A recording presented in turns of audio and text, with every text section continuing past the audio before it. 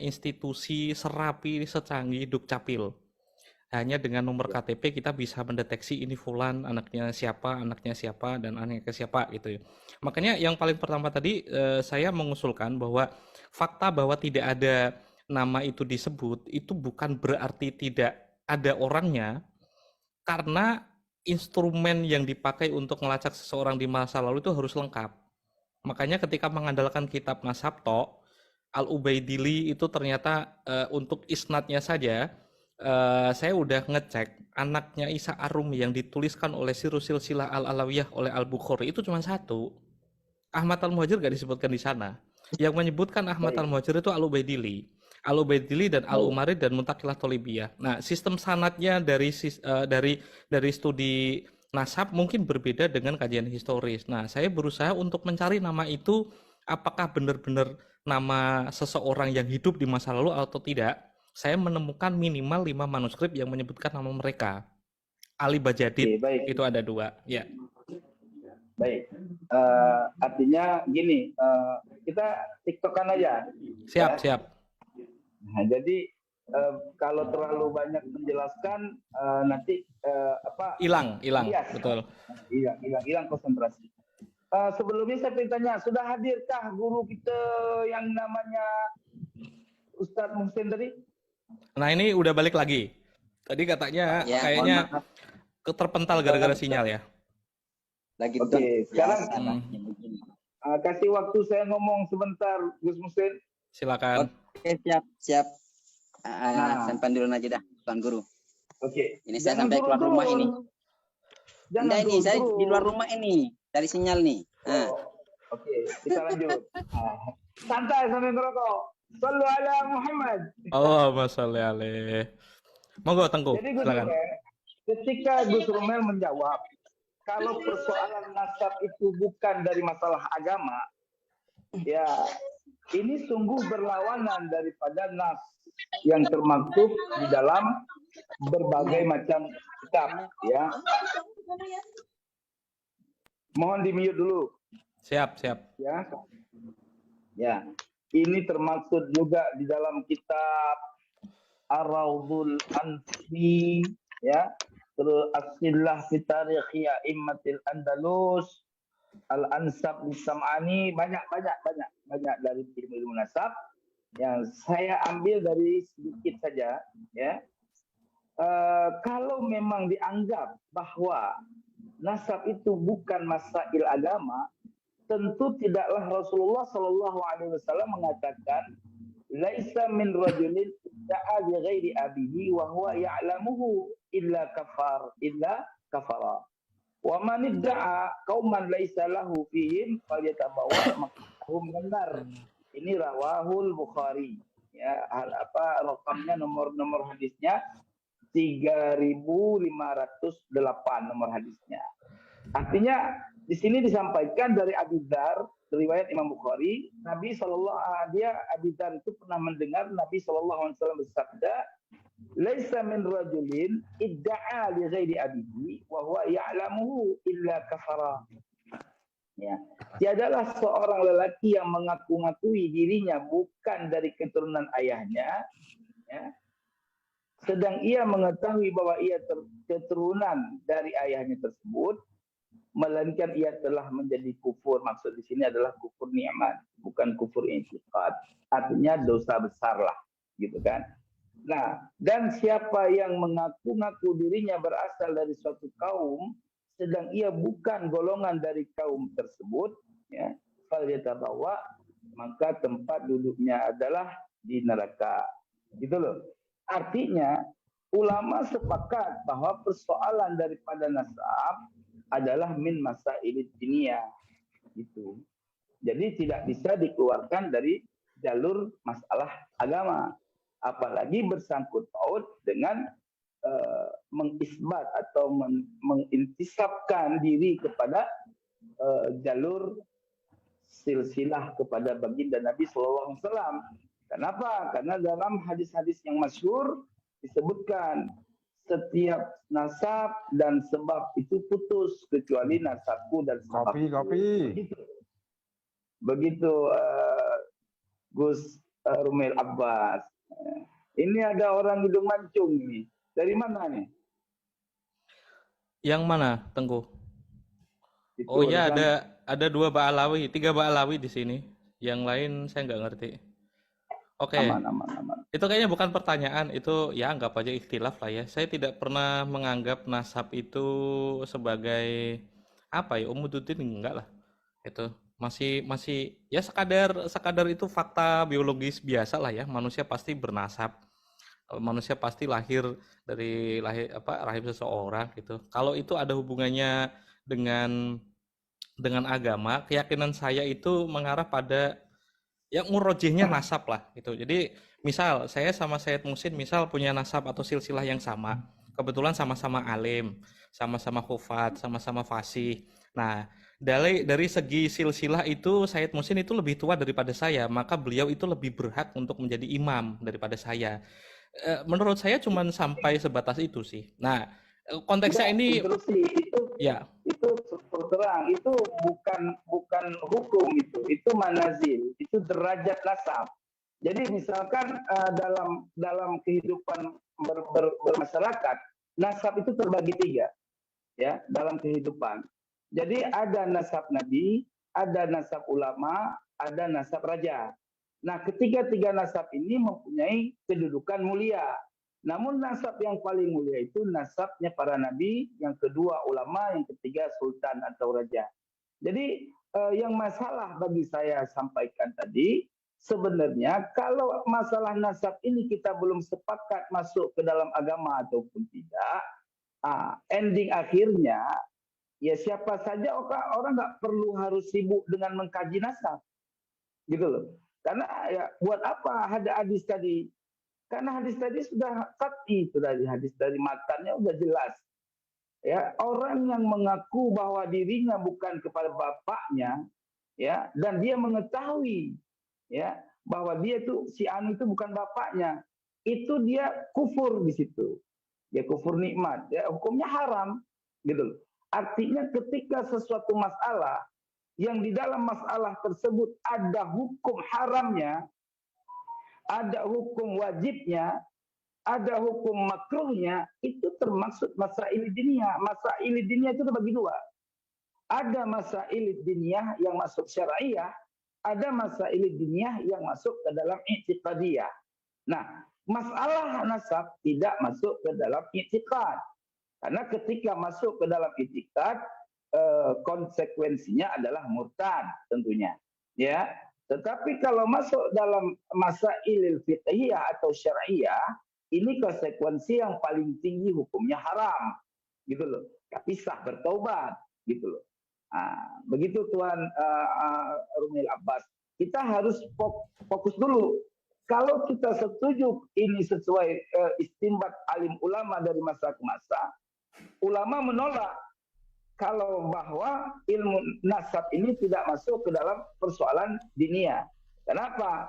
Karena persoalan nasab seperti tadi hadis saya sampaikan. Yang kedua, ulama mengatakan bahwa nasab itu ilmuhu yanfa' wa jahluhu yadur. Ya. Ilmunya manfaat, nggak mengetahui ilmu nasab itu bisa mudarat. Ya, wabil khusus orang harus tahu minimal dalam ijma' ulama nih, ijma' ulama terkait akidah yang masuk ilmu nasab pada persoalan akidah. Orang wajib mengetahui nasab Nabi paling minim sampai Hashim atau Abdul Manaf. Apabila orang bingung, dia tidak tahu apakah Rasulullah ini min Hashimi au Kursi au Ajami, faqad kafar. Itu Ibnu Hazmin menyampaikan dalam kitabnya. Gitu loh. Nah, yang kedua, ada hukum nasab yang bersangkut dengan kifayah. Itu kan artinya dalam kaidah ilmu nasab ini ada masuk kepada akidah apabila sampai kepada derajat Nabi. Nah, ada ilmu nasab yang ketika orang membatalkan kenasaban itu juga bisa murtad. Siapa contohnya? Siapa saja yang menafikan Fatimah daripada anaknya Rasulullah, itu murtad. Menafikan cucunya Rasulullah Hasan wal Husain sebagai juriyah, cucu daripada Rasul, itu juga murtad. Karena Hasan wal Husain itu adalah nisbat ikrari. Nah, nisbat ikrari itu masuk kepada hadis Nabi Shallallahu Alaihi Wasallam. Begitu Tuan Umi Abbas. Tafadhal. Said Mohsin, langsung. Silakan Said Mohsin. Speakernya di on kan dulu Said Mohsin. Masih off itu. Oh iya, belum. Sip. Bismillahirrahmanirrahim. Silakan. Jadi mengenai masalah sejarah dengan ilmu nasab Bang Romel ya. Jadi memang betul, memang ilmu nasab itu ditopang oleh sejarah. Tetapi sebagai seorang ahli nasab dengan seorang sejarawan itu beda. Kenapa begitu? Saya katakan beda karena tingkat untuk memverifikasi sebuah nasab itu ada ilmu tersendiri. Nah, gitu kan. Beda dengan sejarah. Kalau sejarah itu ketika kita turun ke lapangan, contoh begini. Ketika kita turun ke lapangan, betulkah Borobudur ini memang dibangun oleh Wangsa Sailendra begitu ya? Terus si sejarawan turun dapat data, dia catat, oh menurut Ki Ano ini begini-begini. Nah, jadi saya kira sejarawan itu memang menopang ilmu nasab, tapi dalam tingkat verifikasi ilmu nasab seorang sejarawan tidak cukup. Maka dari itu, kalau kita mau mengatakan nasabnya Abdullah ini yang menurut ahli nasab, maka bisa dipastikan itu abad ke-10. Jadi seorang ahli nasab mentahkik nasab ini di abad ke-10. Tapi kalau versi sejarawan, artinya ahli sejarah sudah menyampaikan menginformasikan tentang nama ini, maka ya di abad ke-8 sudah ada nama itu, yaitu kita patokannya kepada Al-Janadi, karena memang Al-Janadi yang secara soreh menyebut Jadid itu putra Abdullah, kan gitu ya. Jadid putra Abdullah bin Ahmad bin Isa, meskipun dalam manuskrip yang lebih tua ternyata Ali Abul Hasan ini tidak lewat Jadid tapi langsung ke Ahmad bin Isa begitu ya, nggak lewat Abdullah ya. Jadi manuskrip yang tua itu Ali Abul Hasan, ketika menceritakan Ali Abul Hasan itu langsung Jadid bin Ahmad bin Isa, tidak lewat Abdullah. Baru manuskrip yang kedua itu menyebutkan lewat Abdullah, Jadid bin Abdullah bin Ahmad bin Isa. Nah, ini kalau berkaca kepada ini, maka memang betul Abdullah ini sudah disebut, tapi bukan ahli nasab yang mengisbat, sejarawan. Jadi versi sejarah yang mengisbat begitu. Makanya Ahmad Al-Katibi itu punya pendapat bahwasannya menurut ahli nasab baru muncul nama ini 600 tahun kemudian gitu. Jadi diisbat oleh ahli nasab pada abad ke-10, kalau versi sejarah abad ke-8. Itu pun Jadid gitu. Bani Jadid yang secara soreh karena emang nasabnya disebut sebagai keturunan Ahmad bin Isa. Bagaimana dengan mengenai Alawi? Nah, kan Bang Rumel di video mengenai dia, Bang Rumel kan waktu itu pernah buat video nih yang kue apa namanya itu? Kue Abu Alwi. Ya, ya itu kan. Tapi setelah saya coba oret-oret, kan pernah saya buatkan oret-oretannya itu. Ternyata memang menurut saya ini ya, menurut saya setelah saya konfirmasi kepada, saya coba bisa nggak dibuka di sini ya? Share screen ya. Kalau share screen kayaknya perlu jadi co-host sebentar. Oh iya Kang. Oh ya sudah, nggak usah lah. Oh ini, udah jadi co-host. Silakan. Udah bisa ini. Bisa ya. Coba cek dulu bisa nggak ya? Karena tersimpan di screenshot. Nggak ada. Bisa dijadikan tunjuk juga semua nggak? Bisa dijadikan yang lain-lain juga host nggak? Kadang mungkin nggak bisa.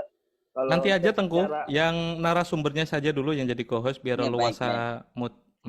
Mungkin ditunjukkan kayak gini aja ya, kayak gini gitu. Mungkin kelihatan. Waduh, saya catatan ya? Iya, catatan yang itu yang saya buat oh ya itu. Jadi Bang Romel tadi menyebutkan Hasan bin Ali, tapi kan nggak ada di situ Hasan bin Ali, yang adanya Hasan bin Muhammad ya yang ada ya. Hasan bin Muhammad bin Ali. Maksud saya Hasan bin Muhammad bin Ali. Jadi yang disebutkan itu kan Hasan bin Muhammad bin Ali. Saya tadi kurang menyebutkan Muhammad. Dan Hasan ini punya paman namanya Abdurrahman. Abdurrahman ini tentu saja berarti anaknya Ali. Gitu. Nah, dari musajar Betul, yang betul. saya dapatkan, itu cucu dari berarti 1, 2, 3 cicit dari Fakihul Muqaddam. Dan sorry aku potong, yang waktu silsilah Bajadid langsung ke Ahmad Al-Muhajir dari manuskrip, aku dapat 3, semuanya itu ke Abdullah. Potongan itu Abdullah. dari Jadid. Nah, nggak ada yang sampai ke Ahmad Al-Muhajir itu nggak. Ada Ubaidillah, baru Ahmad Al-Muhajir. Yang terpotong itu 4 nama dari Jadid Sani ke Jadid Ula ya, ya awal Oh itu. iya iya. Monggo teruskan monggo. Oke baik. Mengenai kue puzzle istilah kita kan ya, selain Jadid di dalam nama-nama yang sepotong-sepotong dalam Bani Jadid Bani Al-Janadi, itu saya coba buat skema, ternyata Hasan bin Muhammad sama Abdurrahman bin Ali ya. Hasan bin Muhammad bin Ali sama Abdurrahman bin Ali kan begitu ya. Ali. Yang Betul. secara jelas.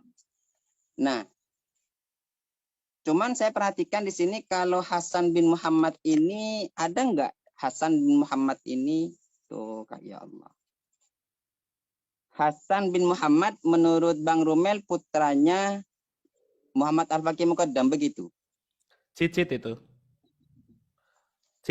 ya. Hasan At-Turabi berarti Hasan At-Turabi. Betul Hasan At-Turabi itu. Bin Ali, Hasan At-Turabi bin Ali bin Muhammad Al-Faqih Muqaddam. Tetapi kan dalam Al-Junaydi bukan Hasan bin Ali, tapi Hasan bin Muhammad kan. Hasan bin otomatis Muhammad. Nggak matching. Iya, otomatis nggak matching kan gitu. Oke, terus Ketika menyebutkan bahwasanya Abdurrahman bin Ali Ba'alawi. Nah, Ali di situ kan kita identifikasi sebagai Ali Khuliq Qassam. Tetapi Ali Khuliq Qassam kan tidak ada punya anak bernama Abdurrahman. Saya coba cross check di kitab Sejarah Mubarakah, Sejarah Az-Zakiyah, juga di kitab Syamsul Dhahirah. Saya coba itu karena memang Abdurrahman Al-Masyhur dalam kitab Syamsul Dhahirah mengatakan Ali Ba'alawi yang disebut Al-Janadi itu Ali Khuliq Qassam. Tetapi setelah saya komparasikan, artinya saya buat skema musajjar, itu saya tidak menemukan nama Abdurrahman bin Ali sebagai putra Ali Khuliq Qassam. Ali Khuliq Qassam ini punya anak 3 saja, Abdullah, Husain, dan Muhammad Said Mirbad. Itu pun Abdullah sama Husain tidak punya keturunan. Yang ada Muhammad Said Mirbad. Oke, terus. Muhammad bin Ali Ba'alawi ya, Muhammad bin Ali Ba'alawi. Apakah itu Muhammad bin Ali Ba'alawi sebagai Muhammad Al-Faqih Muqaddam? Itu Muhammad Maulad Dawilah bin Ali bin Alwi Al-Ghuyur. Oh, Muhammad Maulad Dawilah bin Ali berarti ya? Betul. Muhammad Maulad Dawilah bin Ali Al-Ghuyur. Ya, ini betul. Jadi kalau nama ingat kepada nama Muhammad Maulad Dawilah ini, kembali kepada teorinya Kiai Imad yang kitab sezaman, saya menemukan dalam kitab Ar-Radul Jali ini, Murtada Az-Zabidi ketika menjelaskan Maulad Dawilah itu mengatakan bahwasanya Az-Zarqani sejaman dengan Maulad Dawilah, kan begitu ya? Iya, Maulad Dawilah. Jadi di sini dikatakan bahwasanya Imam Az-Zarqani itu dikatakan sezaman dengan abahnya, yaitu Ali bin Alwi Maulad Dawilah Al-Ghuyur, yaitu punya anak Muhammad Maulad Dawilah. Tetapi kan Abu Bakar Badab di situ dalam tahqiqannya mengatakan ini nggak masuk akal. Kenapa? Karena Karena Az-Zarqani itu jauh masanya dengan Muhammad Maulad Dawilah, dan lagian juga Muhammad Dawilah itu punya gelar Ad-Dawilah itu pun di akhir umur, sehingga kalau bisa katakan kita itu kecil kemungkinan lah dikatakan nutupin zamannya. Tetapi setidaknya kita bisa ambil ibrah di situ bahwasanya kalimat muasir itu juga penting gitu. Legitimasi dari seorang ulama zaman itu penting. Makanya saya juga timbul pemikiran kenapa keluarga Alawi ini kok tidak termaktub dalam kitab-kitab nasab gitu ya. Padahal kan sebagaimana pengakuan daripada keluarga Balawi sendiri dalam kitab kitabnya Sayyid Ahmad Asy-Syatiri, ya juga disebutkan bahwasannya leluhurnya keluarga Alawi ini dari abad ke-4 sampai abad ke-7 mereka para ahli mujtahid kan begitu, ahli mujtahid. Tetapi yang namanya seorang mujtahid tentunya kan akan terkonfirmasi baik dalam versi sejarah atau kitab nasab bahwasanya mereka memang betul-betul mujtahid, ahli fatwa atau seorang mufti. Tapi kan sampai saat ini yang saya ketahui itu baru muncul di abad ke-9 kan begitu. Jadi begitu Bang menurut saya Bang. Oke. Ini saya langsung jawab aja ya. Ya Tengku ya, izin. Gini, Ya. 7 nama yang disebutkan oleh Al-Janadi itu silsilahnya kan pendek. Informasi yang bisa kita dapatkan itu adalah mereka itu yang 7 sampel Ba'alawi itu satu saudara atau satu famili dengan Bajadid.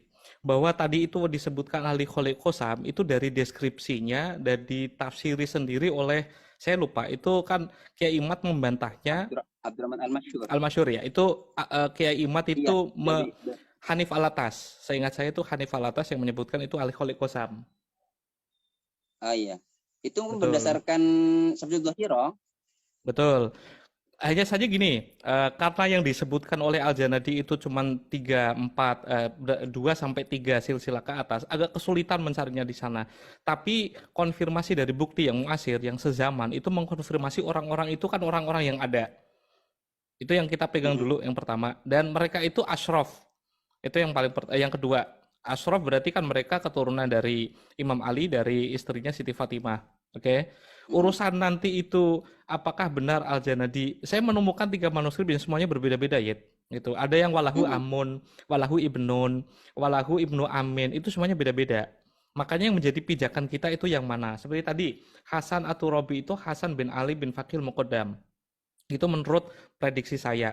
Karena ada 2 manuskrip yang mengkonfirmasi Muhammad itu nggak ada. Berarti tulisannya Hasan bin Ali bin Ba'alawi.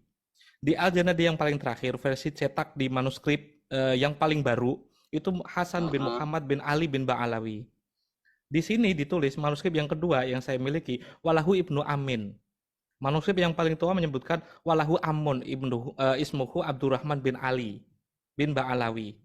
Nah ini sudah jadi problem tersendiri. Bisakah kita mengetahui Al-Janadi sebenarnya mau menulis apa dengan silsilah itu? Nah, dari prediksi saya itu, yang paling mudah itu kan mendiskusikannya kepada ahli nasab. Saya udah bicara kepada 2 orang. Yang pertama Abdurrahman Ba'adib, muhakik dari Ar-Raudul Jali. Terus 1 orang lagi itu, aku lupa Mbak Abud kalau nggak salah, itu yang penjaga di Maktab Al-Mar'asyi. Yang aku minta manuskrip Asy-Syajarah Al-Barokah, sampai sekarang belum datang itu.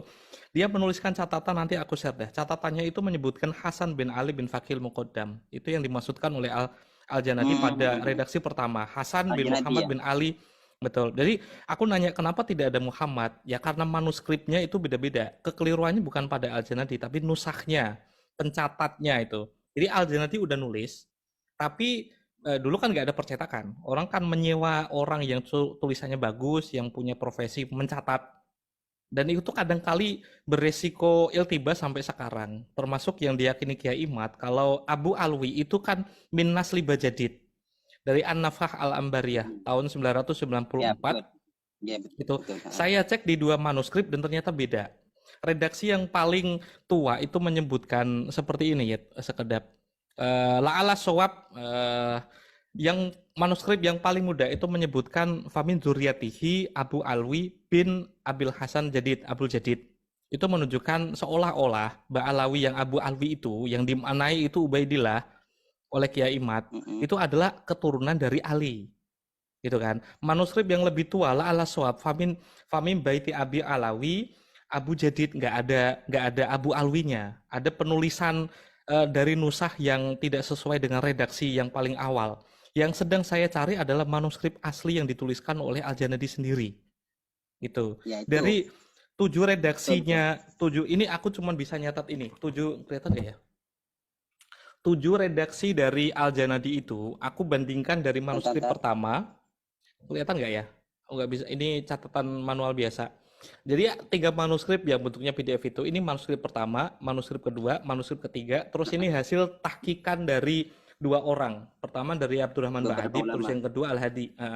Kan memang harus dari campur tangan dari seorang nasabah ya, ahli nasab atau muhakik dari kitab nasab. Dari sini tulisannya Hasan At-Turabi, Tuwfiya 721 bin Ali bin Fakil Muqaddam. Nggak ada Muhammad.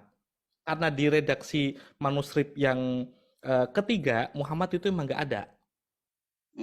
Muhammad itu ada di manuskrip pertama dan manuskrip yang kedua. Gitu. Terus di manuskrip pertama, kedua, ketiga. Yang pertama ini walahu Amun. Berarti kan Abdurrahman ini pamannya dari Hasan tadi. Iya betul.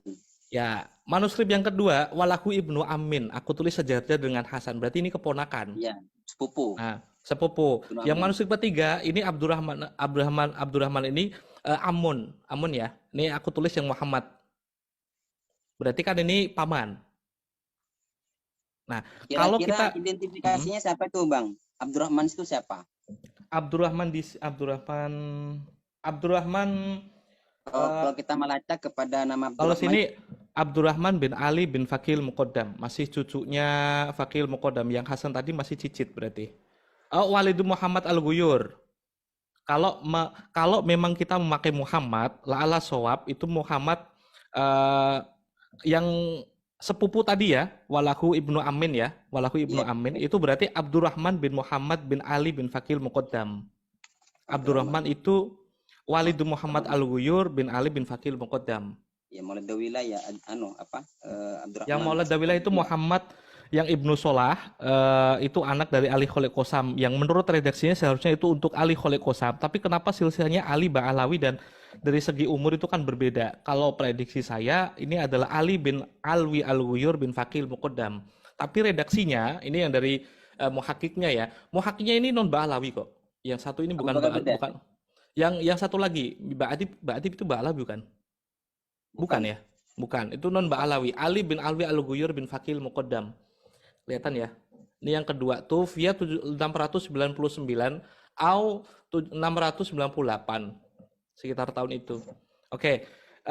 Yang paling pertama yang bisa saya tunjukkan itu kalau memang kita serius meneliti fakta historis dari sumber primer. Yang saya maksud sumber primer itu dari Kiai Imad itu sumber primer yang seperti apa? Yang muasirnya, misal kalau yang muasir adalah kitab produksi Maktabah Samilah, itu bukan sumber primer, itu kan udah melewati tangan editor, udah melewati tangan muhakik, udah melewati penerbit yang keberapa, yang kedua, ketiga, itu percetakan keberapa, edisi revisi atau tidak, gitu. Sumber primer yang paling bisa kita dan yang bisa saya dapatkan adalah manuskrip yang ternyata diterbitkan atau ditulis itu tahun 1100, sekitar 900-an, berarti abad ke-10 sama abad ke-11 yang untuk Al-Janadi. An-Nafkah Al-Ambariyah itu tahun 1200 itu yang paling muda.